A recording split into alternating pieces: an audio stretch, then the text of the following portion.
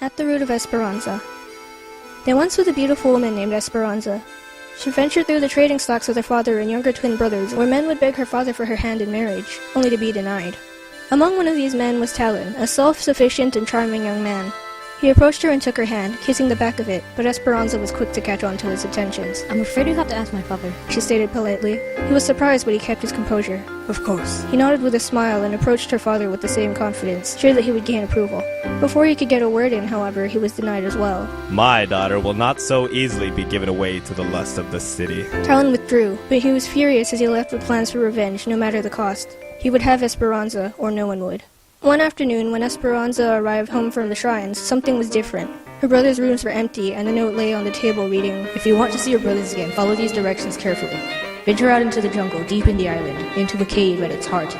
Enter to see where your fate lies. Determined to get them back, she set off immediately. She entered the cave, and soon light from the outside faded and left her in the dark. Suddenly, a spotlight shone on a table, and she approached it, seeing a set of keys displayed, each one labeled in consecutive numbers. Another light shone on a number of doors, one for every key, and at the far end, My. Talon's eerily cool voice echoed in the darkness. He tipped his fedora over his eyes with a smirk. I was hoping you'd make it. Where are my brothers? Esperanza demanded, a hint of fear in her voice. Why are you doing this? You see, my dear, I was a little upset about being rejected twice in one day, and I don't take no for an answer. Each of your brothers are trapped in a number of these doors.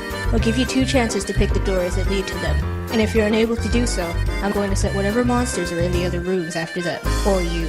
It's either that, or you agree to marry me, Talon suggested with a sickening amusement. Esperanza took a deep breath, exhaled. No, she said. I'm sorry, it doesn't work that way. She shook her head. Suit yourself, sweetheart.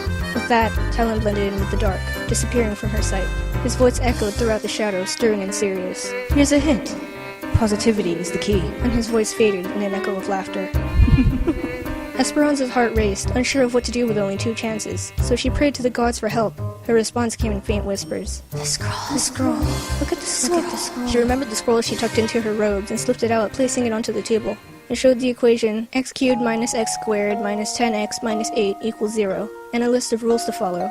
If a rational number p over q, where p and q have no common factors, is a root of the equation, then in this equation, p is a factor of 8, and q is a factor of the coefficient of x cubed, 1.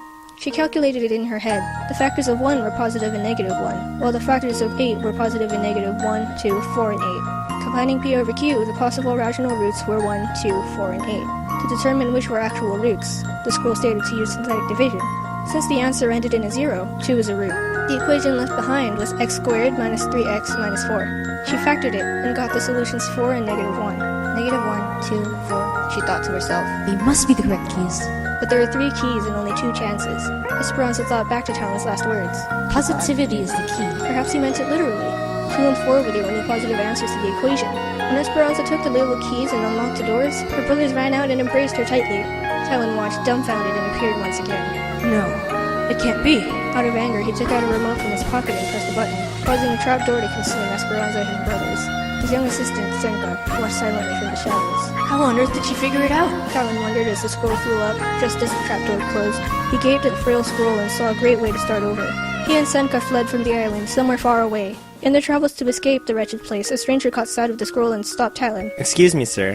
How much will you take for that scroll? Asked the man. I will pay any price for it. Talon eyed the man with suspicion, but needed the money. I'll take whatever you're willing to give. After selling the scroll to the stranger, they continued on their way. Do you know who that man was? Senka asked, her voice a mere whisper. As Talon shook his head, she glanced back. He's a famous mathematician. I believe his name is Descartes.